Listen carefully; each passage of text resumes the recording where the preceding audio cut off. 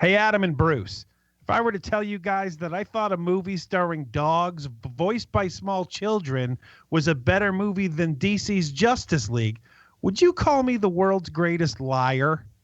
Gentlemen, the actor John Ratzenberger has written 2 screenplays, directed several episodes of Cheers, played an iconic character, Cliff Clavin, and has also been in every single Pixar movie ever made. So why is he Super Grandpa in Super Buddies? I'm a prickly pear. And who exactly is responsible for picking up dog crap on set? Is there a guy? It seems like a job for the set dresser, if you ask me. I'm Sean Koufax. I'm Adam Portrais. And I'm Bruce Leslie. And this is Hero Movie Podcast. As good as I hoped. Perfect. A new breed of superhero is about to be unleashed. Bred for action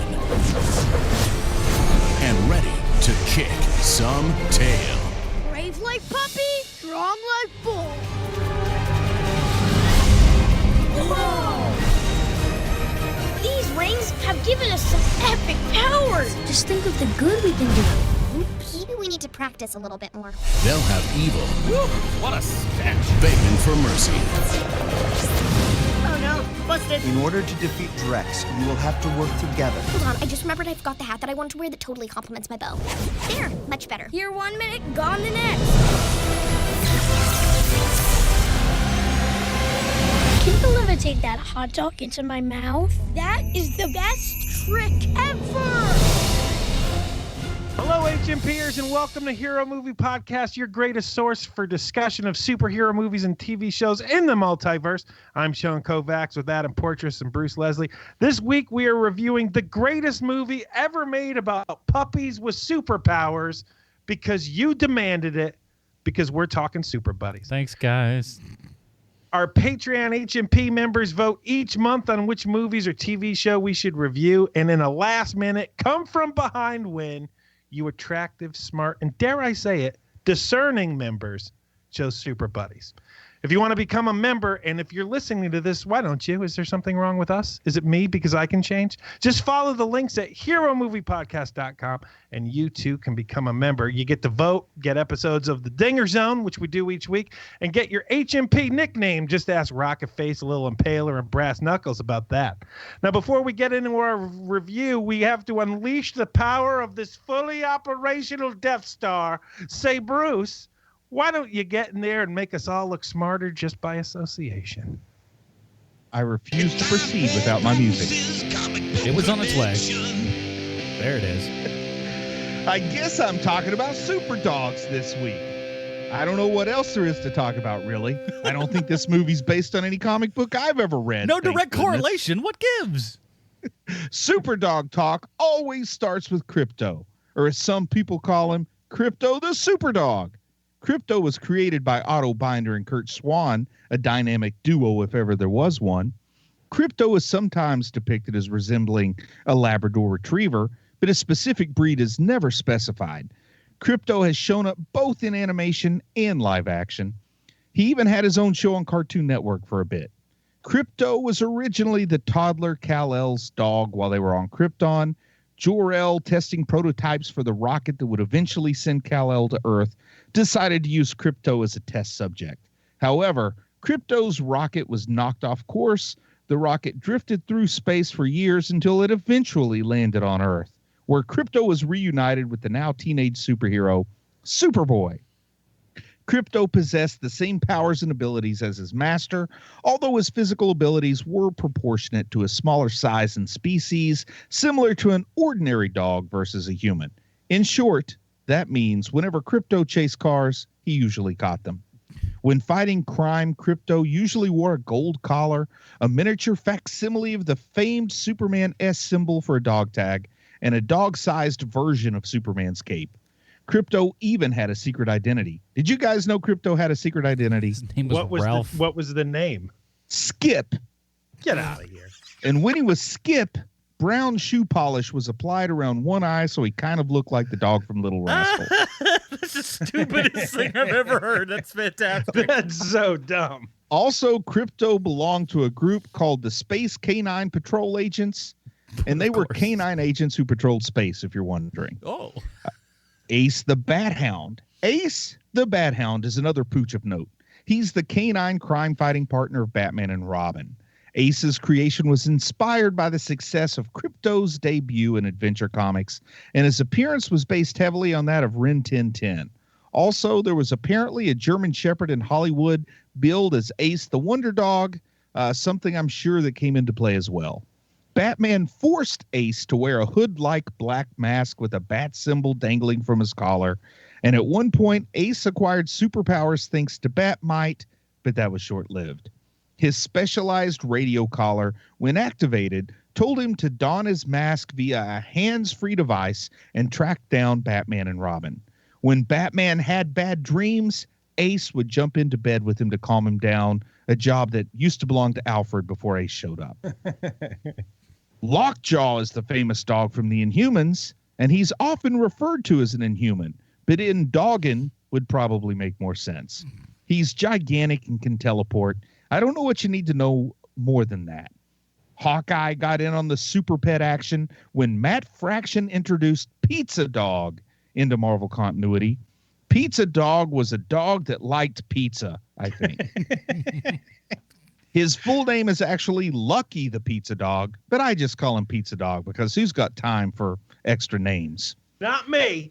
I don't think Wonder Woman or Green Lantern ever had dog sidekicks, but maybe I'm wrong there. If any listeners know, send us an email. Cosmo the Space Dog is a dog that was sent into space by the Soviet Union and became a member of the Guardians of the Galaxy. He was featured oh so briefly in the Marvel Cinematic Universe. Rex the Wonder Dog was pals with Detective Chimp back in the old days. Rex was an army dog. Early in his training, it became apparent that Rex had great potential, which resulted in Dr. Anabolus. Now I want you to pay attention. His name was Anabolus, who selected Rex as a test subject for Super Soldier Serum, which was probably dog anabolic steroids since it was Dr. Anabolus. But I guess DC made him the dog equivalent of Captain America. If you're a fan of Captain Carrot, the closest thing DC has to a Spider Ham, you're probably familiar with Yankee Poodle. Yankee Poodle is also an attempt by DC to make a canine version of Captain America. Now we get down to the nitty-gritty with Underdog, a character that is a hybrid between underwear and a dog, I think, and who inspired people to say, it's a bird, it's a plane, it's a frog. No, it's Underdog. Underdog comics are currently published by American Mythology Comics, the same folks who publish Three Stooges comics. And American Mythology, if you're listening, I got 8 pages for you. Just give me the email. He also had both an animated TV show, which I think people are familiar with, as well as a live-action film franchise. I liked Underdog well enough, I suppose, but I honestly preferred Hong Kong Phooey. Now, Hong Kong Phooey was a dog who allegedly learned Kung Fu from the Hong Kong Book of Kung Fu, a correspondence course martial arts instruction handbook. But to be honest, I don't think he ever won a fight based on his own abilities. Something that always puzzled me about Hong Kong Phooey was that in this universe in which he lived, there were only 2 talking dogs. One was the janitor at the police station, and the other was Hong Kong Phooey, and they both sounded like Scatman Crothers. Which is a voice. Super guy. Scatman Crothers is a voice that hangs on your ear for a minute. So don't you think that maybe, just maybe, someone may have gotten the idea that these 2 talking dogs were actually the same dog? I know what you're thinking, Sean. Nah. I know what you're thinking. You're thinking that Hong Kong Phooey wore a mask. Well, I'm here to tell you that masks don't work for dogs the same way they work for humans. I want to introduce the world to the Dog Mask Challenge. I know that all 3 of us, as well as a great many of our listeners, have dogs living in our homes. So I challenge you to do this. Put a domino mask or equivalent on your dog and see if it doesn't still look like the exact same dog. I am absolutely doing this. I am 1,000% making a domino mask for my dog. How long he'll wear it, I cannot say. My guess is not long. Let's make it viral on Facebook, the Dog Mask Challenge. So put the mask on there and just ask yourself, suppose my dog decided to fight crime but wore this mask. Would I still know it was my dog? Oh, yeah. And also, your dog is the only talking dog in the universe, and he sounds like the black guy from The Shining. I dare to say that domino masks don't even work all that well on humans. Now, you guys know my face, right? Yeah. Now, imagine it with a domino mask. And then I want you to picture the scenario. I unexpectedly knock on your door wearing a domino mask. And I would say you don't ask yourself, who is this masked man at my door? Instead, I think you ask yourself, what in the name of Richard Dean Anderson is Bruce up to?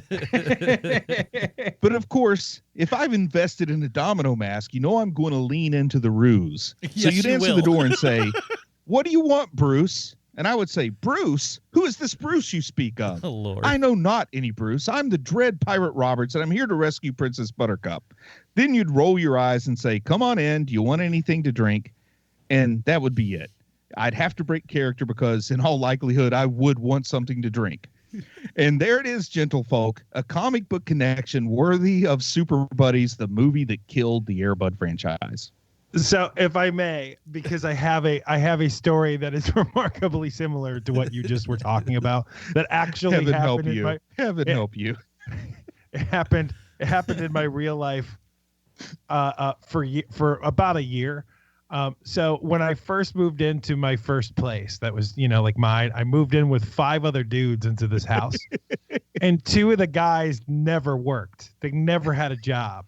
And so they would come up with these schemes all the time. And one of the schemes that they had was that they wore masks. I would come home. I would get home from work. And they would be wearing masks, and they would rush into the living room, and they would beat the living crap out of me. Like, not where I was bloody and bleeding, but they would like hit me and knock me on the ground and start kicking me and stuff. And then they would run out, and then they would come back without the masks on, and they would go, "Oh, hey, Sean, when did you get back?" I love this story. They did it so often that at one point that they actually named themselves names. So wonderful. One of the guys named himself Manly Man, and the other guy named himself the Wonderful Wonder. Did you ever for a moment think about buying a taser? Oh my God, I miss those times so much. It was so fun. What's hilarious though, to me, is just like I think about this and I go, there are a lot of ladies out there that go like, we're just like guys. We have no, you're not. Girls would never do this. This is a dude only thing. The next time the 3 of us are in close proximity, I think that Adam becomes Manly Man and I become the Wonderful Wonder, and we reenact those glory days. Down heaven.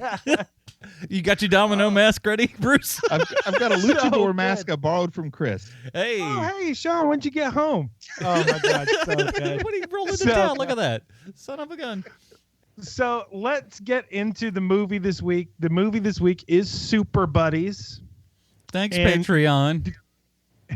Yeah, and a very, very slight win this week. We were treated to being able to see this movie, and I have a past with these movies. I know a lot about these movies, but how much did you guys know going into it? I know that I didn't feel as excited about this as I would have for Surrogates.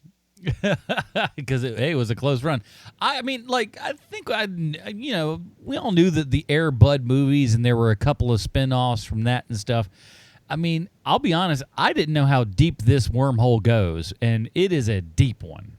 But this is the movie that put an end to it. No, it's not. Oh, no, there's more. They're still going. Oh, I thought I read somewhere this was the final entry in the Air Buddies franchise. Well, for Air Buddies, it is. But what happens with these movies, right, is that it mutates. And you got to kill the dogs when they get old. Oh, my God. It's awful. Oh, my God. I turned into Bruce for half a second. It's the last Air Buddies movie, yes, but it's not the last movie that is made by the same people, that uses the same things, and they just go on to the next thing. So, did they use the same puppies all the way through? Yes. They sure did, Bruce. They sure did. That's impossible. Good to know. They give them shots like they did with did with Robin. They had the Emmanuel Lewis of puppies here. Here's some coffee and cigarettes. Just keep on, sucking that down. Keep You'll be fine. feeding that puppy Cool Filter Kings. Have you guys ever been around a golden retriever puppy? Yeah. Never. Well, I'll tell you about them, Sean. Golden retriever puppies spend half their life running furiously and the other half sleeping.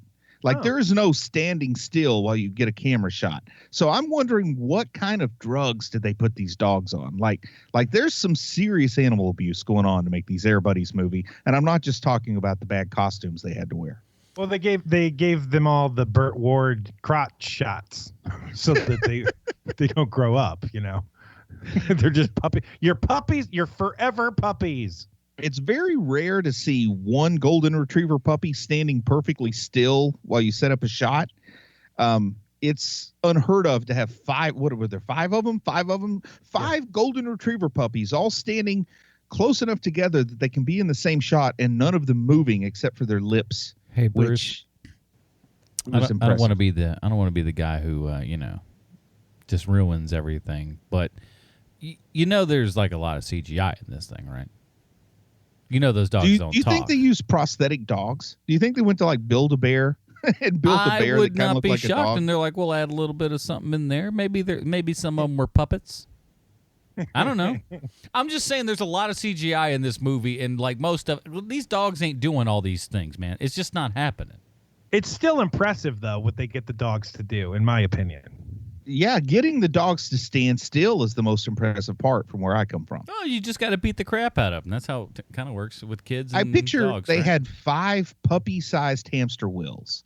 Like it's like a hamster wheel, only it's upsized to fit a puppy. And they had them run 17 hours a day on the hamster wheels, and then they got about 30 minutes of filming in each day. I'll tell you right now, if I could get my dog on a big, giant hamster wheel, I'd do it so fast you don't even know. Oh. Just run the crap out of that dog. He never stops. Hey, so I have the biggest hit channel on YouTube in years. Look at him go. He thinks he's going to get that sausage. What a dummy. I like the idea you're actually dangling a sausage from a Well, you got to make him run somehow. He's going to lose interest real fast and go like, this is a lot of work. I'm getting off of this thing. You got to give him a little incentive. Well, at least you're about the reward, not the punishment. You don't have like a fire behind him or something. Well, I mean, that's if you want to get the extra juice out of it, because that's how you run that thing up in Double Dare, right? Remember that? Did you guys have any strong feelings about any individual puppies? Oh yes, I have strong feelings about the bee dog. Yes. Now here's what I imagine. Is they thought, we need to cast somebody for B-Dog. So we need someone who can sound like a white person who's trying to sound black, but not so black that it's offensive. So who do we cast for B-Dog? Some white kid. I don't know. Yeah, that was really weird. Out of the dogs, B-Dog caught my attention the most, probably. Well, it's inoffensive. If it's a white kid. I mean, it's not great to hear. It's like they found that perfect line where it's uncomfortable yet inoffensive. Yes. Well, yes. Now, I'll tell you this while watching this movie.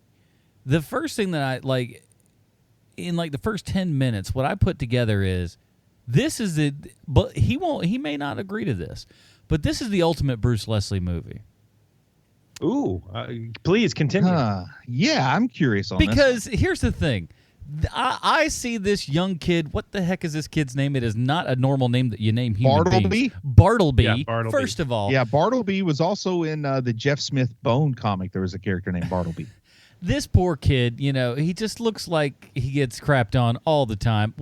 This feels like a fantasy world that he's made up inside of his head, and he's just like in a coma or something like that, where none of this crap happens. What a great idea! This would be awesome if it had like the St. Elsewhere ending, where at the end it's just Bartleby staring at a snow globe with fake dogs. It's pretty, and something like that. I'm telling you, man, it's pretty close because like.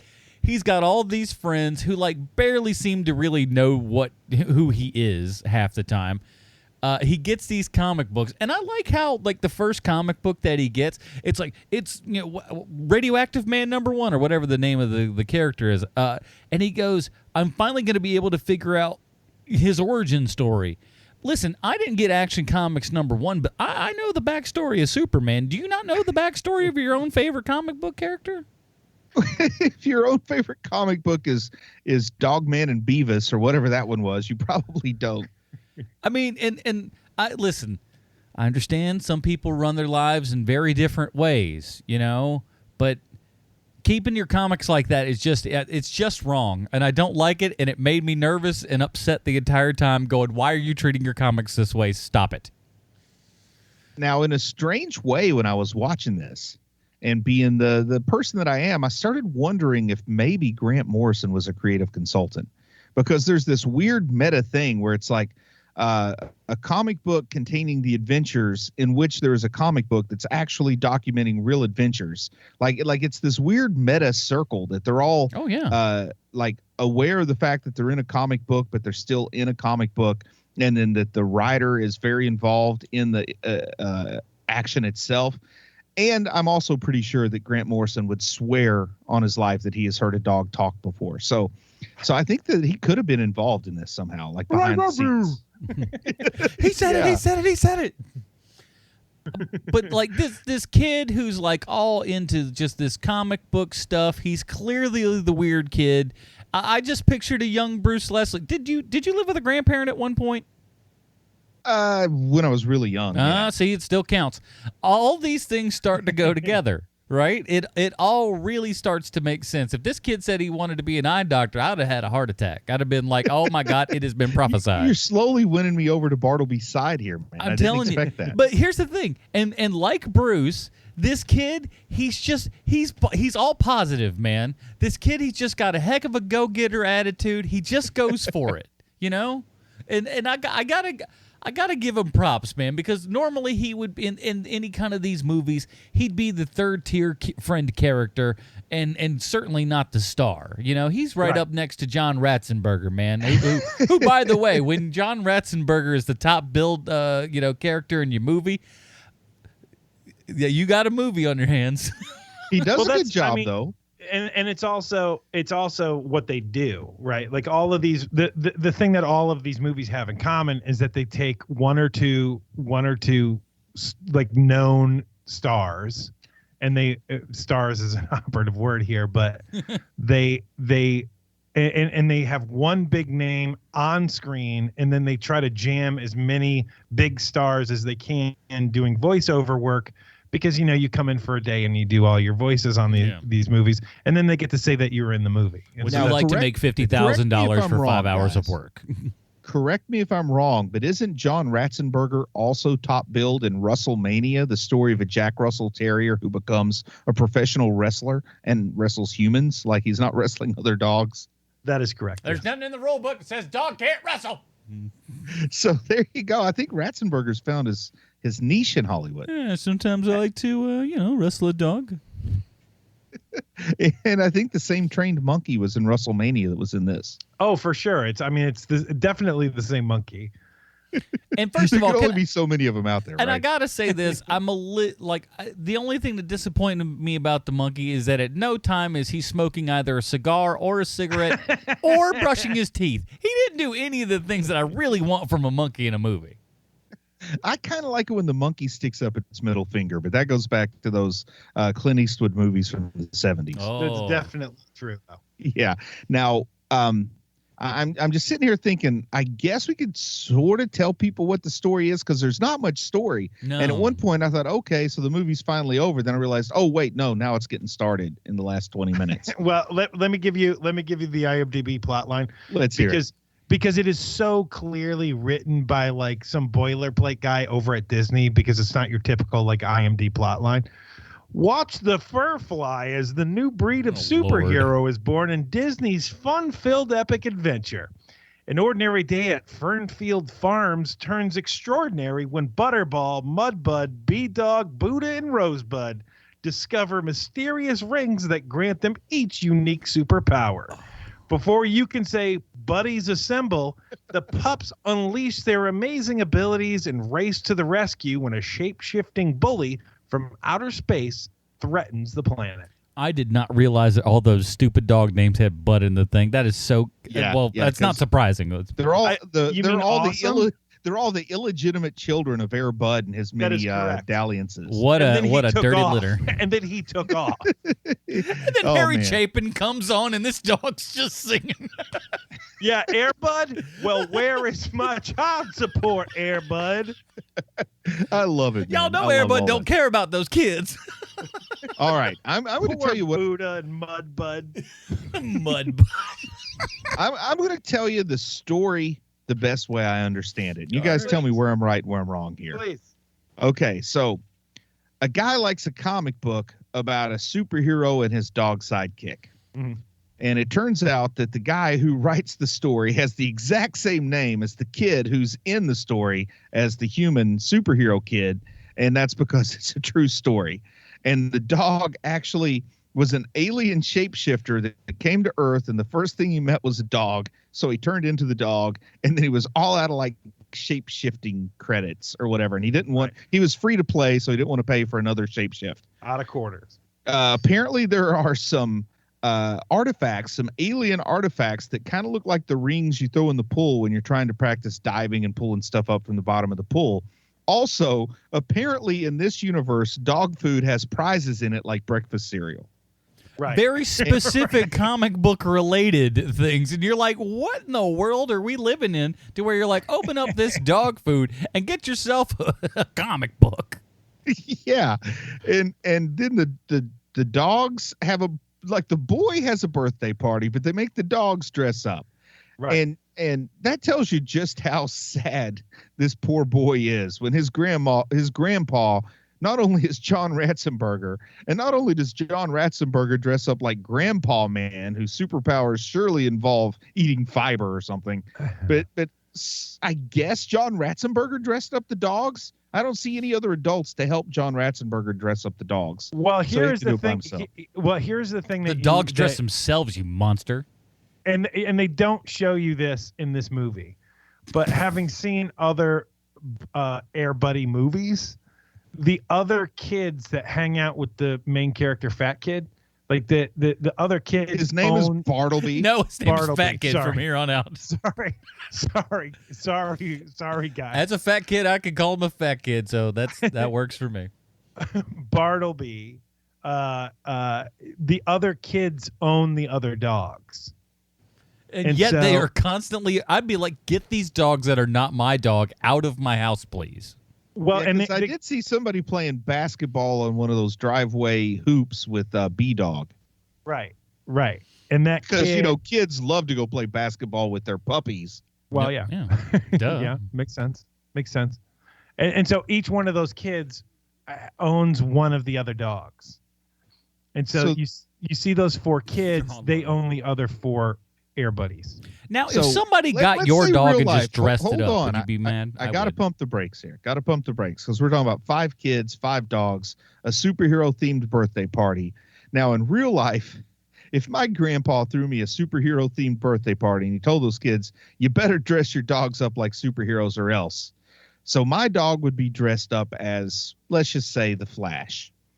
And then 3 of the dogs, the people that owned them would forget to dress them up. So they would just throw like a Christmas sweater on them or something. Then the one other dog dressed up as a superhero would also be dressed as the Flash. Kind of like, the Big Bang Theory when they all dressed up like the Flash. Yeah. Like that's how it works out in real life. But thankfully they all have non-licensed, very specifically new, like there are tailors. Each one of these kids is a tailor with access to dog pattern. Very true. Very true. There's no scene where all the kids are measuring the dogs for their inseam and everything, trying to figure out how to get this dog stuff together.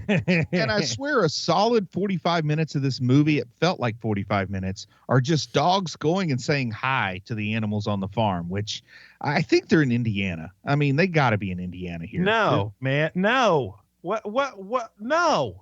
No, Where do you sir. think they are? They are in Washington State. It's like you haven't watched the other movies, Bruce. Oh, I get it. Everybody's on drugs. Washington State. This doesn't look like this looks like Indiana, not Washington State to me. As a person who's been in both states. State, Bruce. I withdraw my support for this movie. Then. That's not like this is really trying to make us think that they're in the Midwest somewhere, not the Northwest, the Pacific Northwest. They should have Bigfoots in this movie. Oh man, a Bigfoot! Listen, you put out a Bigfoot dog movie, I might come crawling back to this series. But they're just they're just running around saying, like, they say hi to pigs who speak pig Latin. Yeah. Oh my gosh! I figure you loving that pig Latin crap.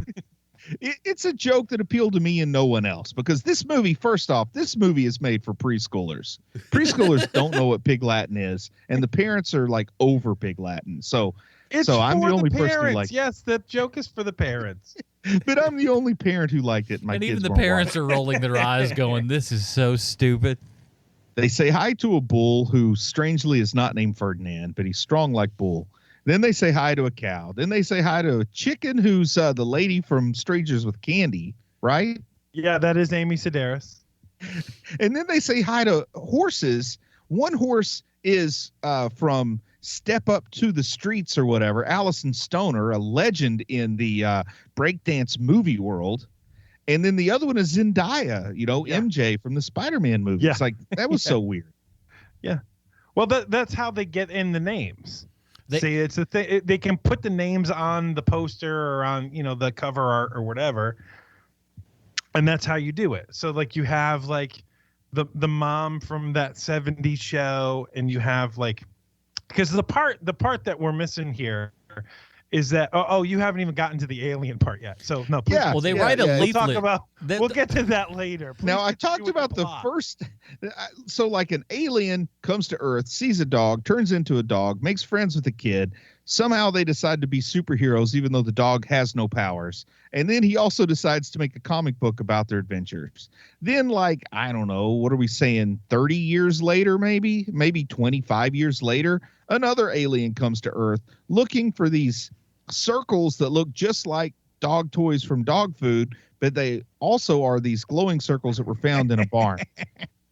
So there's like real circles and then there's fake circles, but the real circles give the dog superpowers, while this alien turns into a green pig and has a pet monkey, which, I love the pet monkey, don't care so much for the green pig. So your two big talents here are literally the two aliens, the good alien and your bad alien, because the good alien is voiced by Colin Hanks. Mm-hmm. Yep. And the bad alien is voiced by the dude whose name I can never remember, who is great in everything he does, and he's in Best in Show. Higgins. And he played David Letterman. Higgins. Yeah, Higgins. John Michael Higgins. And so those are your two big talents, and they are, as understated as Colin Hanks' performance is, because it's, it's Colin Hanks. the John and Michael he's doing Higgins, this. John Michael Higgins is so great. He's even great in this. You know what I mean? Now, talking about somebody who I love in everything I've ever seen him in, except for this, at the very end, out of nowhere, Deputy Sniffers, the bloodhound, starts talking. Like, he doesn't talk for 80% of the movie, but then at the end, Detective Sniffer starts talking, and it is comedy legend Tim Conway doing his voice. But I feel like they printed the lines, like the letters of the printing were just a little too small for Tim Conway to read them comfortably, because it's like he's asking a question. Every line he reads is like he's not sure if he read it right or not. All right. So if I may step in here for a minute, because I love Dorf. Yes, I know that you do. No one's shocked. Here is what you don't know. Is you don't know that Sheriff Dan and Sniffer are reoccurring characters in all of these movies. There's more of these jackasses? Yes. Oh, great. The Sheriff Dan and Sniffer character, and all of the Air Buddies, and all of the kids, and Super Grandpa, they are all in every single Air Buddies movie. Now, is Super Grandpa in every Air Buddies movie, or just Grandpa? No, Oh, because that would be weird if all of a sudden Super Grandpa... And in fact, they don't even mention their past adventures. Like they're still there at the farm, but they're like They don't talk John- about the crazy Halloween. A they good had old last never year. you mind. I love it. They never talk about all the crazy Christmases that they've had. Like all they talk about is what's going on right now. Do you know if John Ratzenberger did his own stunts? Because I'd kind of like to think he did. Well, how often do you see his arm over his face in this movie? Because I think it's a lot. On the zip line for sure. I just And then I guess at the end they defeat that alien by giving him the fake dog toys that look just like the priceless artifacts. That's right. And then there's something with electricity being absorbed, but one of the dogs is made out of rubber, and then somehow electricity strikes the bad guy, and I guess that's the end or something. Well, what ends up happening is that they do the old switcheroo. The dogs do the old fake. switcheroo. Yeah, I definitely got the real rings that somebody said, by the way, he can't take these from you because they're bound to you forever now, which made me think they were going to have lots and lots of Super Buddies movies, but it killed the franchise because they couldn't go back. Once you go Super Buddy, you can't go back, but nobody wanted more Super Buddy. Well, what ends up happening is that they end up giving the rings back to the alien, who reverts back to his old form, gets in his ship and takes off. And But there's a something- princess. There's a princess too. I remember a princess. Yes, she shows up as well. But the part that we're kind of skipping over, which is far more problematic, is that the dogs and the children and Grandpa are responsible for the murder of that alien because the alien ship blows up in the middle of the vacuum of space. And if the ship is blowing up, the alien is dead. Like, you don't see the alien like eject. You don't see like something where he's like, man, I can't believe I got beat by those dogs. Like, there's Forget none about of that. the alien. Did the monkey die? The monkey with the big ears. No, the monkey hangs out with them at the end. The monkey Nice, is saved. nice. Monkey Good, good. turns tail real fast, so to speak, but he all of a sudden he just goes like, look, I know 5 minutes ago I was on the other guy's side and I was kind of a jerk, but what do you say? I'm a monkey that talks. Bring me along. And they're like, I can't see any reason why not to. Now, at the midpoint of every superhero movie, there's like a big action sequence. You know, it's just like natural timing. If the script is, let's say the script's 128 pages, then you know around page 64 you're getting the big set piece, right? Right. So the big set piece on this, if my clock worked right, like the exact midpoint of this movie, was when there were burglars robbing a candy store. Oh, the burglars robbing the candy store. First, I got a lot of problems with There's this so scene. much to unpack here. Go ahead. First and foremost, I like some subtle undertones here, and I think there was a unintentional fat kid joke in there, and I'll tell you how that works in. Because they go up and of course the dog that goes, hey, the candy store is not supposed to be open right now. Believe me, I know the hours of a candy store are like the back of my paw. I.e., my fat owner goes to the candy Bartleby. store so His much name is Bartleby. that I know what the hours of this place are, because God knows this kid loves some candy. And you know, I like it that they go to the Bruce Leslie School of Comedy where there's no fruit hanging too low, because when they tie up the candy store owner, they also stick the oversized lollipop in his mouth because no one could ever spit out an oversized lollipop and scream for help. And I love how, like, of all places to rob, candy store is the first one on your block. That's what you do, the candy store. How much money you figure the candy store's got to have in the safe? You don't rob a candy store if you're after money. You rob a candy store because you're after candy. Oh, my gosh. Like, I mean, if I was the owner, I'd be like, look, just take candy. I don't care. Just take some candy. I'll give you what's in the register. I'd prefer it if you didn't just mess up my store so I had to do a lot more work. I made almost $17 in nickels today. Here, they're all your. Exactly. It's so stupid. Now, If there's one thing kids love, it's old-timey candy at an old-timey They're in there rolling. They're in there rolling nickels and quarters and stuff, trying to put it candy together. lips. It's I love terrible. candy lips, but you just don't see them that much. I these love days. some more Bitto honey, sir. Do you have those like sticks of candy that were called sticks of candy? Sticks. I like the green apple candy stick. But here, I want to talk about these two burglars. First of all, don't they have painted on domino masks? Now, one burglar has a painted on domino mask. The other burglar, because she's from Mad Max. no, the guy has the painted on domino mask. The girl, you could almost say, is in blackface from the right angle. Yeah. And like a move they probably wouldn't make nowadays. Where's she from? What's this accent coming out of her? Okay, it starts out, I listen closely. It starts out Caribbean, then it kind of goes South American, and it becomes German by the end. Yeah. Like she has a wandering accent. And then I started wondering, like, at the time this film was made, did those two actors have any job other than acting? Like, do you think they paid their bills for at least 90 days by doing nothing but acting? Definitely not. Probably. They were working retail, weren't they? I mean, there's no way those guys were. Like they were terrible. I got to call into Baby Gap today. I've got a performance I got to do. The thing that I can't tell with some of this movie, though, is that because I was sure that they shot everything on a back lot, and they did for like 90% of it.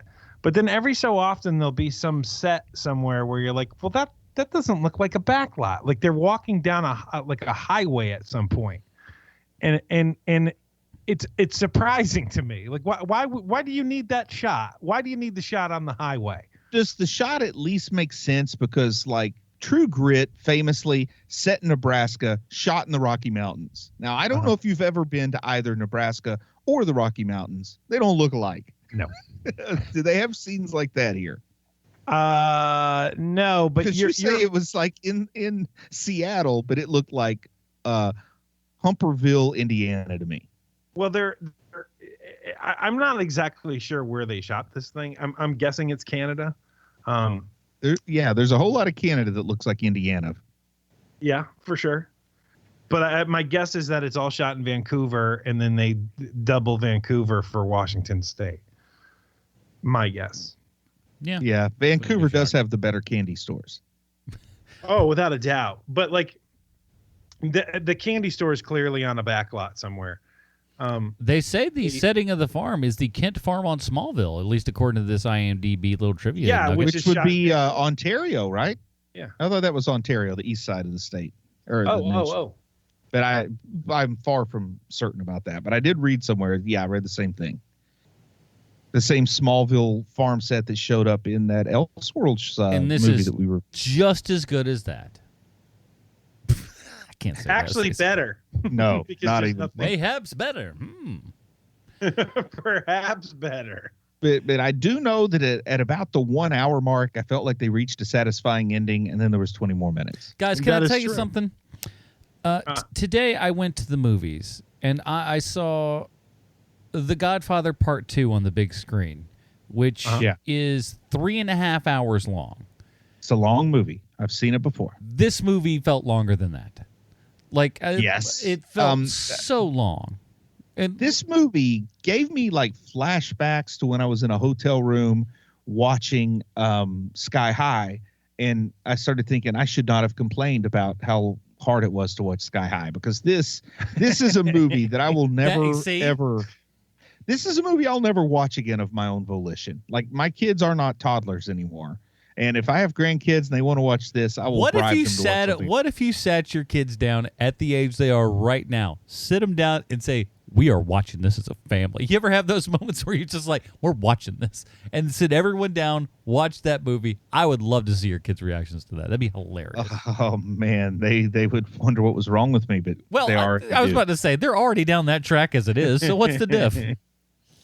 But you know, I thought this was going to be a movie made for kids. What I didn't understand was it was a movie made for preschool kids. I mean, I was gonna say, this is like live action Paw Patrol. Yeah, with less complicated plot. Yeah, and everything that you just said is absolutely true. It is, and here's the thing with these movies too, is that this is going to sound so stupid. They hit the same points. So like if you're watching, whether you're watching Spooky Buddies or Treasure Buddies or Super Buddies, it's always the same thing. It's just there's different wrapping on that present. That's about it. When they passed the baton from father to puppy, did the franchise get better or worse? Because I could see me actually kind of like, I could see I've never seen the original Air Bud, but I seem to think it got a theatrical release, and It I did, see that as The being first one geared did. towards like maybe even middle school kids would get. I mean, who doesn't like to see a basket? Like I love Uncle Drew because basketball's in it, so I could probably like Air Bud. But I get the feeling like this franchise took a major sea change when they passed it off to the puppies. Well, look, for the first Air Bud is made for the family. It's made for older kids, not That's what I. Can I drop something on you real quick? Air Bud budget $3 million, total gross $24 million US. That's why we got a franchise. Yeah. Yeah. And they knew they could make them for less and less money, and so they did. And so you have a lot of the same sets, you have the same actors, you have the same everything, except for like one or two different things in the movie. And so, but when you go from Air Bud to like Air Bud 2 and Air Bud 3, and I can't remember what they're called, but they're Golden Retriever or Golden Receiver. There's the Golden Receiver. Air Bud 3. Air Bud 3 is just Air Bud 3. Then you have Air Bud 7th Inning Fetch. Right. They got every sport. When they were out of sports, they handed Air it off Bud to the puppies, Spikes Back. That's volleyball. Yep.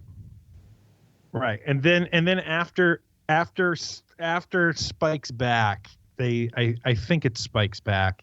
Then they go into the Air Buddies. Yeah, there's a total of 14 films, with Super Buddies being the 14th and final film in the franchise. Well, it's not the franchise name changes, but it's all the same people, because what happens is it mutates from this into like Pup Star. Like there's a bunch of movies called Pup Star, and at least 3 Beverly Hills Chihuahua movies. WrestleMania, right? Oh, it is. Yeah, it's all the same. Yes. All of this is the same. I'll be doggone. And then on top of that, there's also the other movies too with other animals. And so, the guy who directed this, he has directed, Robert Vince is his name. Robert Vince has directed 21 movies, and every single one of them it has an animal as the lead. And so, like, not only do you have Air Bud, but you have Most Valuable Primate, where there's like the hockey playing chimp and the skateboarding chimp and all that stuff. The rule book says monkey can't play hockey. What about Chestnut, Hero of Central Park? Is that a horse? That is a horse that plays chess. It's a Great Dane. No, it's actually a Great Dane named Chestnut. Oh man, yeah, I was hoping it was a dog. I was hoping Chestnut was a horse. Now I gotta say this because we're giving Robert Vince a lot of crap, and rightfully so. But I think Anna McRoberts Russell Madness, not WrestleMania. Sorry, Russell Madness. That's very different. Anna McRoberts has a lot to do with this as well. Her and Robert Vince write most of these things, and that's exactly what this movie feels. Now I did a little digging, and I couldn't find exactly how old Anna McRoberts is, but by looking at her picture, I'm going to say she's probably somewhere in her mid-50s, right? And this feels exactly like a mid-50s woman wrote this, because it is just the stuff that was out of favor in like the late 90s is still here today.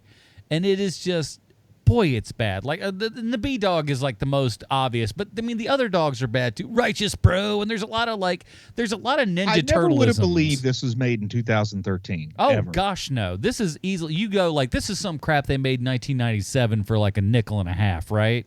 And no, it's a fairly modern movie. This feels like something that was fully financed by Redbox. We got to make those beans somehow, man. They're going to compete with Netflix. Yeah. That's what they're looking for. All right. Do we have any other little points we want to get at, or? I don't know. We could talk about how this movie did financially. Well, I couldn't. I tried to look it up. You can't find when it. When it comes to the direct-to-video stuff, like they really it's such a mystery, which it shouldn't be, but it is. Yeah, Disney's really quiet about that stuff. But what I can tell you is that this movie won one award, and it was and Darian Provost, who plays Sam in this movie, won that award. That award is the Young Artist Award. He is Best Performance in a DVD Film. Young actor. Ooh. Now, do you think the Air Buddies series stopped because Marvel was purchased around the time this was made. Marvel was purchased by Disney, and they didn't have to rely on this superhero property. They had another one to lean into. Oh, you mean like Tron with Star Wars? Yeah. We just drop it off. We're done. I absolutely do. I also heard it was because some of the actors aged out, like John Ratzenberger and Tim Conway just got too old. So when it comes to like movies like this, like they always want to tell you, like they always got to give you a nice little like passion play, like, and that's why you shouldn't smoke, like stuff like that, Yeah. And this passion play, like all the Air Buddies movies, because they're all, again, they literally are all the same. This one is about teamwork. Also, if you ever see the movie Spooky Buddies, that one's also about teamwork. Yeah. But I think what they're actually, like there's a hidden, meaning behind this one. And the hidden meaning is that you can hang out at the fat kid's house all day. I'm sorry. Bartleby. You can hang out at Bartleby's house all day because all he wants is friends, and he's willing to do anything to have friends. So kids, befriend the fat kid. So Bartleby. I'm saying not just. I'm saying general. Just find your Bartleby, which is the fat kid at your school. Right. I'm going to dare say, if there's a Bartleby in your school, he probably is a fat kid. That's just pretty goes without saying. There. Yeah. Right, and so that is what I think the secret glom onto the fat kid meaning behind this movie is. Now you've got some other games here on the notes, man. I think we need to jump on. I don't think we need to name 3 things we like about this movie. That would take we did that already. We already did that. We did? Yeah. I didn't name anything, did I? Right. So everybody did. Everybody talked about how great for you. It was all the stupid puns are in this movie. Okay, gotcha. But you did ask a question here about if you were to replace one of the dogs with a member of the Justice League. So I'm curious to hear what you guys would do, because I think if I were going to replace one of the dogs with a member of the Justice League, it would be the Wonder Twins monkey Gleep. Oh, see, I was thinking the movie. And, in that case, immediately I'd get rid of Cyborg. Instantly get rid of Cyborg. Way better on Doom Patrol.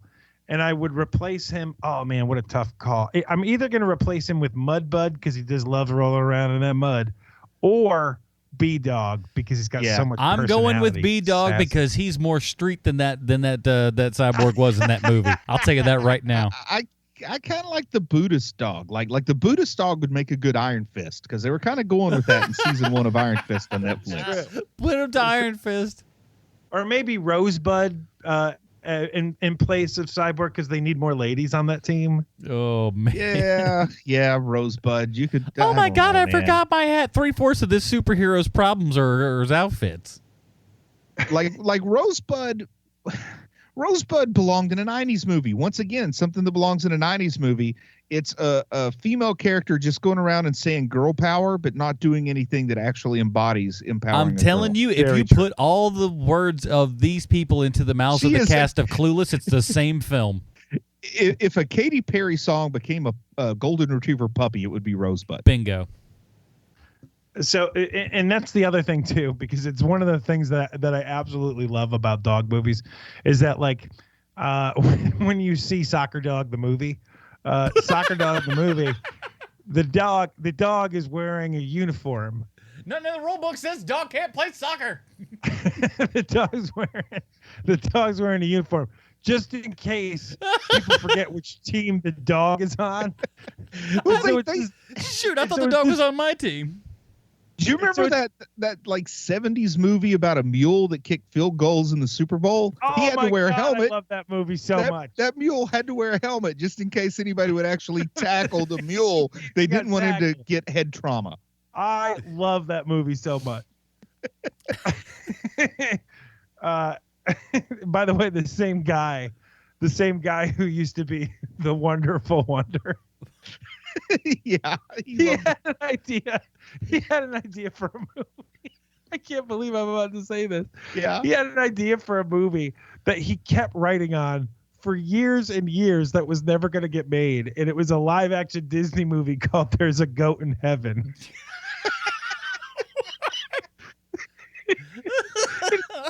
he would write it for years and years and years. Somebody's gonna buy this. Dom DeLuise and Tim Conway are these two like bumbling angels. And by mistake, they're supposed to take this farmer to heaven, but instead there's a goat. and then they get the goat to heaven, and then they're like, and they're like, oh my God, we can't believe that we got a goat instead of the farmer. And then they talk to God and they go, God, we're sorry. We made a mistake. And God goes, well, look, everybody makes mistakes as long as there isn't a goat in heaven. God has no tolerance for goats in heaven. I had a friend that made a comic book in a similar vein. I was probably in 6th grade when All Dogs Go to Heaven came out, and he made his own comic that was All Cats Go to Hell. And it was pretty good because, cats are kind of mean, but I like cats better than dogs. And also the Pope now agrees with Burt Reynolds that all dogs do go to heaven. Yeah, and all cats absolutely go to hell. Amen. We got more? Here's another question. I forgot I wrote this question down. So what if a dog with superpowers saved your life? Adam, this is for you. Okay. What if a dog with superpowers saved your life? When the local news shows up, are you embarrassed? And if not, what's your reaction? If it saves, it depends on how miraculous it is. Now, if he stopped me from walking out into the street and being hit by a car, that's you know what? This dog, he's gonna did a good job. You needed a bone marrow transplant, and the dog was the donor. Yeah, they would try to interview that dog so hard. And then they'd put up fake subtitles because they know what the dog's thinking, but they don't know what that dog's thinking. They're putting words in that dog's mouth, and frankly, I think that's unconscionable. And what if the dog is wearing a mask and foils the robbing of your candy shop, and you get interviewed on the local news? Are you embarrassed by that? Oh, you have to be embarrassed by that. Oh, I'm sorry, I couldn't take care of a candy shop. They're going to steal at least $1.85 in penny candy, and then maybe the $14 I have in the register because I live in this stupid little town and all I do is sell candy to clearly the one fat kid in town. So much so that my dog knows the hours of the store. Good Lord. He's like, look, my owner's a real fat butt kid. I know the hours of this store like the back of my paw. Boom. Did you just call your owner fat? I don't care. He didn't know what I'm saying. He also knows how many minutes you microwave a Hot Pocket. It's crucial information. You got to know these things. Make sure you put the sleeve on there. A minute 50, folks. A minute 50. Hot 2 minutes and it gets too hot. Gotta watch out. Well, do we need to? I think it is about that time where we find out how this movie relates to one Sylvester Stallone. I don't even know if that's possible. Thank you very much. I've got to pull that up because I write these things beforehand. I don't just come up with it off the top of my head. I know it's weird. Yeah. I do all my comic book connections are totally impromptu. Some of us just have the skills to pay the bill.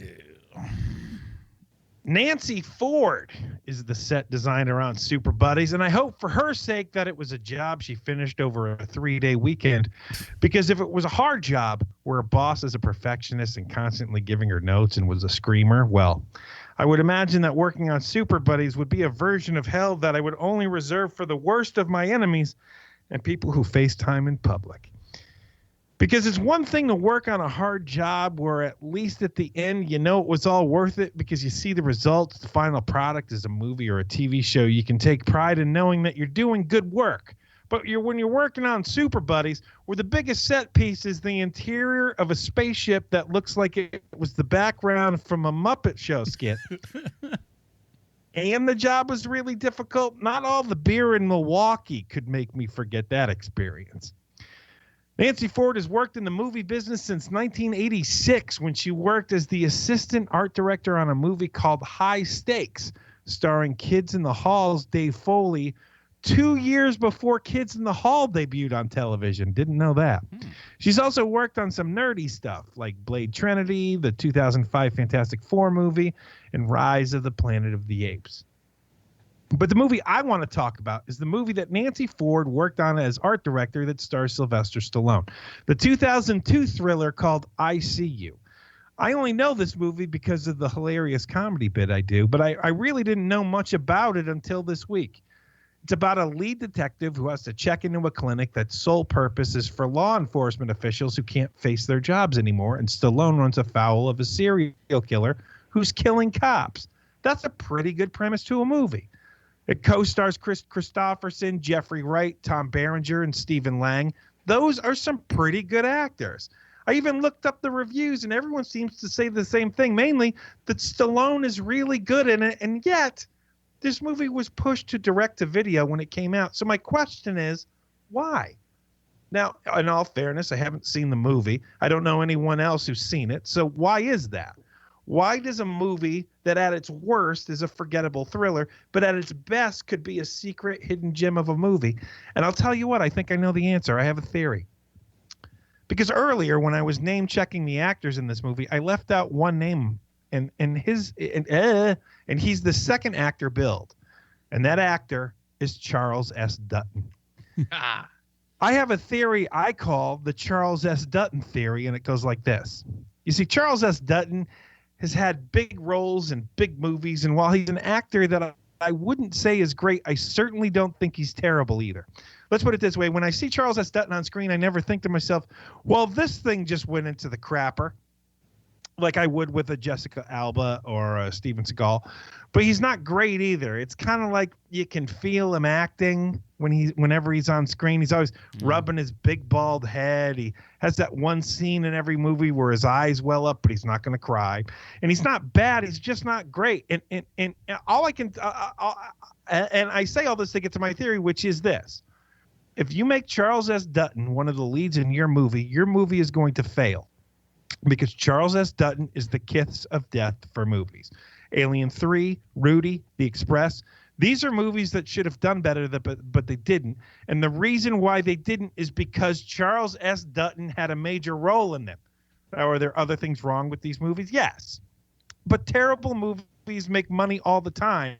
Up until a few years ago, they kept churning out scary movie-type knockoffs, and all those movies did was make money, even though they were cinematic equivalent to a grease fire on a submarine. Charles S. Dutton as a featured character on a 3-story arc of a TV show totally works. Maybe he plays the preacher a few scenes in a movie, he's great. But if he's one of the stars of your movie, he's going to give you angry, frowny face, and maybe the yelling at someone while looking at the ground and not making direct eye contact. Charles S. Dutton is the kiss of death for your movie. Now, as for Nancy Ford, not the kiss of death. She's been in the film business for 40 years now, and everyone can agree there's nothing known as the Nancy Ford theory. Thank you. I'm Sean Koufax. Thank you. My favorite Charles S. Dutton is all of Rock. You remember Rock, 1991 to 1994? Yeah, he doesn't. No, I don't remember that. Terrible show. No, it wasn't a good show. You're right. It's not funny. And they even started doing it live because no one was seeing the show, and they were like, "Hey, maybe maybe Charles S. Dutton will screw up." It was off. maybe he'll screw this up royally. Let's watch. Never watched it. It was a sitcom that wasn't funny. Yeah. And I watched the show with like cartoon it was just a rats situation. that were police officers. Was there a show like that? Where the rats were police officers? It was like animated rats were police officers, and it was in prime time, and it lasted not very long. Only thing I can think of that sort of sounds like that is the PJs, but I don't remember there being rat officers. No, I like the PJs. That was a good show. I like that. Yeah. Maybe I totally just wishing there was a show where animated rats were police Animated officers. rats I don't know what that Capital Critters. It was Capital Critters. Wow. I watched Capital Critters, and I didn't watch Rock or The Rock or whatever that was called. Just Rock, ROC. But I'd like to rock on over real quick before we do our review here because we got a little bit of mail here, gents. Let's open up the mailbag. Mail's here. This one's entitled Probably Too Late. You're incorrect. You are in enough time. This one comes to us from our boy RocketFace. RocketFace! It is a few weeks late, but what I'm reading it as he wrote it because I think these are all very intentional. It's a few weeks late, but since Koufax, said about Captain Marvel has stuck with me as the most true analysis of the film when he stated that the filmmakers were smart and he thinks they were making an effort to mimic blockbuster movies of the 1990s. The entire time I was watching, in the back of my mind, I had this inkling along with those lines that it is like a modern version of a 90s film. Thank you for expressing it for me, so this Kovac character holds fuel for me. Lastly, I'm super thrilled that Super Buddies won. If only we had Keenan, this may have been his favorite review of the year. R.I.P. Dog Eat Pod. R.I.P. Keenan. RocketFace, blast off. I love that guy. Me too. And we've got another one here. This one comes to us from Tim. He says, per your request on last week's episode, I believe the nickname Sean, or was it Shaun, gave me was the Long Hauler, so I got to write this down in the book. Tim is the Long Hauler. P.S. Love the Captain Marvel episode. Thanks, Nick. And we've got another one. This one comes from our good buddy Nate, who is one of the people who probably voted on Super Buddies. He writes in, hey, guys, I never got a nickname, and I would like one, please. Thanks. That is from our buddy Nate. So, Sean, what be Nate's nickname? So what is his name? Nathan. Nate? Yeah, Nate. Nate is his real name? Yeah. Does his last name start with a W? No, his last name starts with an S. Because Nate W would have been a great nickname. Why is Nate W a great nickname? Isn't it obvious? I don't know. It just rolls off the tongue. Nate W. I would usually go, hey, that's his nickname, Nate W, but he's getting totally ripped off if that's his nickname. So let's call him King Solomon's Frog. Ooh. Oh, man, that's complicated. Interesting take. KSF, baby. See, there you go. You've even made it better. It's easy. It's recognizable. You've got the full surname there, so it's like your royalty, and then you've got your nickname there, so you're street. You know, you're a little bit of everything. I like it. And we did get a message from our good buddy Incognito. Says, good afternoon, gentlemen. Love your humdinger of a show. As a huge G.I. Joe fan, I'm curious if you would ever consider retro-reviewing the Joe live-action film sometimes. I have zero doubt that an episode of H&P on either film would be super. Cheers. Incognito, a.k.a. his nickname is Steve. Oh, man, I love that. I would talk about Larry Hama comics for a comic book connection. So we can do that as well. And we got a couple of other emails talking about Dinger Zone episodes, possible ideas and stuff like that. So we're going to be looking up some of those, man. And again, if you'd like to email us at heromoviepodcast@gmail.com. We appreciate that, and especially if you're a patron, we appreciate it even more. Let's close up the mailbag. Ah, dang it. I was so close. Return to Zelda. There it is. Bale's here. Okay, let's get down to it here at Hero Movie Podcast. We have our own patented Robin rating system. We're going to save Sean toward the last. Bruce, what is your review for Super? What is this called again? Super Buddies. Super Buddies. I felt like that was it, but it also sounded too simple to be real, and then it was.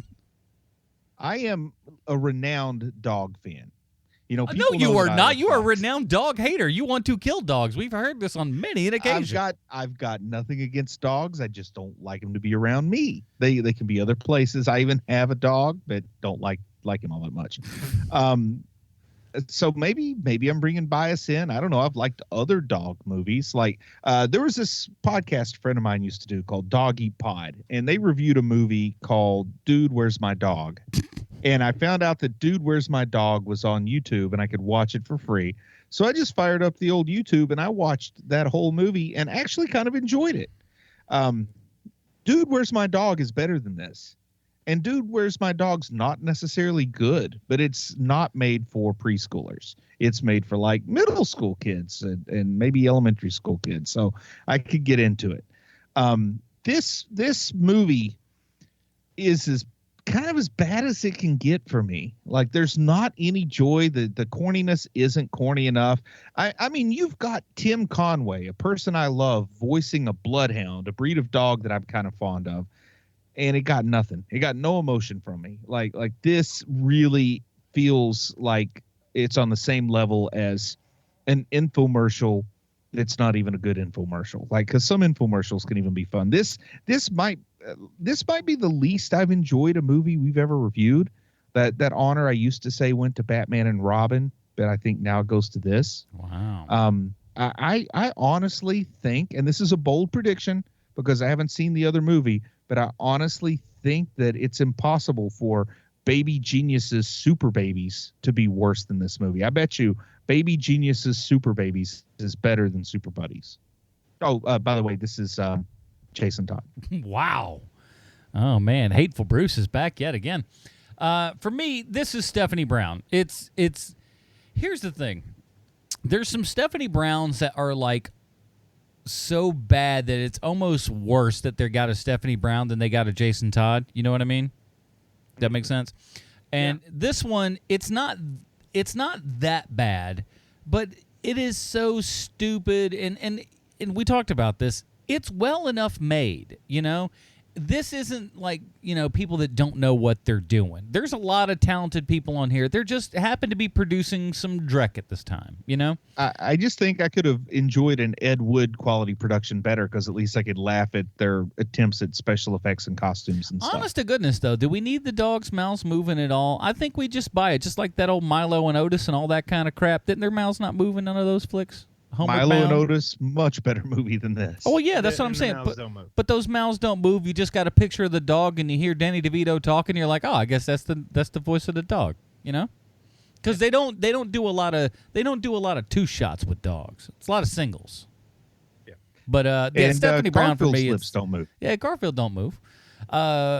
It's a Stephanie Brown. It's not amazing. But it's not so horrible that I'm just like. There's no reason to watch it. You can have some really stupid laughs because this thing is just stupid, but it's not fun though. Go ahead, Sean. I can't say anymore. I don't know. Well, here's what, to me, this is one of the things that I think that the movie has going for it, and it's going to sound like a negative, but it isn't. Which is that, you know, the kids in this movie are not very good actors, and I like that they're not, because we keep seeing, especially recently, we've seen a lot of movies where there's kids involved, and those kids are great actors. You know, the thing about Number 5 and Umbrella Academy, and where that kid's just an amazing actor, and you know, and you feel bad as an adult man, and like, well, I'm never going to be as good an actor as that little kid is. And you don't get that feeling with this movie. When you watch this movie, you're like, well, those kids are terrible. It shouldn't be on TV. and I love Except for Bartleby. Bartleby had talent. Listen, Bartleby's got like a big heart and a lot of courage, and that's about it. He's, you know, but the talent pool, I don't know if it's as deep as all that. Like, and it's one of the things that I really like about the movie is that the kids are not great actors. They're just kids, and they're like really happy to be on a movie screen or a TV screen. And happy to be on a film set and all this stuff, and all of that's really great, and that's one of the reasons to recommend the movie. I get to go to school in a trailer. That's right, right. And so, you know, who's to say that one day some of these kids might, you know, actually become good actors? They're really young. I mean, there's no way to tell yet. But it's one of the reasons why I don't hate this movie, and it's done with really competent people making, you know, the best danged superhero dog movie ever made. And so for me, this is a Damian Wayne, because I don't, keep in mind, I don't have the love of dog movies that old Sean had, but I do like those movies. And I think that this movie is like, it's not the worst movie we've ever seen. Oh, no. Have you ever seen Dude, Where's My Dog? I have not. Well, you need to watch it because it's better than this movie. And if you give this a Damian Wayne, you're in for a treat. We're going straight to the top. All right. Damian Wayne, very good. All right, so next week, oh boy, we have we're doing some prep work, everybody. Shazam is coming out in theaters, and so we decided, hey, what if we go back to the roots of Shazam? Well, we've gone back to the very, very beginning roots of Shazam. I don't remember what episode that was, but if you go look that up, that's the old black and white one. So we rocked that one. That was an interesting program, but I think we're going to have another interesting one. What year did this come out, or roundabouts? Like 77 or something. Yeah, somewhere in those 70s. I knew that it's probably somewhere live action mid-to-late. Hanna-Barbera, maybe. I don't know. So it's Shazam. We're going to be looking at it on the DC streaming app and everything is where you can do it. And so check that out, and that's what we'll be doing next week. Bruce, in the meantime, where can we find more of your work on the internet? I say you go straight to Amazon.com and you look for Nerdspawn Genesis, the best book ever written about 3 hero movie podcast hosts who fight evil to save a comic book convention. So go look for Nerdspawn Genesis, and while you're there, check out Chubby Wizard, Wrath of the Manticore, Dragon and the Needles, etc., etc. Very good, Mr. Koufax. You can find me at I don't have a clever website this week. I'm sorry. KoufaxRealty.com. There's a goatinheaven.org. Yeah, the wonderful wonder. Sign my change.org petition to allow goats into heaven. If you'll do that, that would really boost our spirits. I want to give my plug right now to seriously thank you to everyone that voted on this show at patreon.com/HMP. And if you've ever wondered, like, where does any of the money that I go help support this thing? It goes to obviously helping pay the internet bills and things of that measure. But really, this show literally would not be possible without the HMPers that are helping us out on Patreon, because my computer had the monitor died, and when they opened it up to try to fix the thing, they fixed it. That was simple, but it turns out my battery was almost going to explode on me. So I had and there was a family of gerbils living in his hard drive. It felt like that. So I had to get that replaced. But that is honestly all the Patreon money this month went to go fix this computer so this show could be recorded for you this evening. Oh, that's great, man. So sweet. Honest to goodness, thank you so much to everybody over at patreon.com/HMP. And if you'd like to do that, even if you're at the dollar level, you get to vote every month on what we get to watch. And there's room for growth after that. Check it out. We really appreciate it. I love it. Every single one of you that helps out this show in any way, shape, or form. Thank you so much. That's it, everybody. Join us next week when we're talking a little bit of Shazam from the 70s. Until then, for Sean Koufax, Bruce Leslie, I'm Adam Portrais. Stay super, everybody. Bye, Marty and Evie.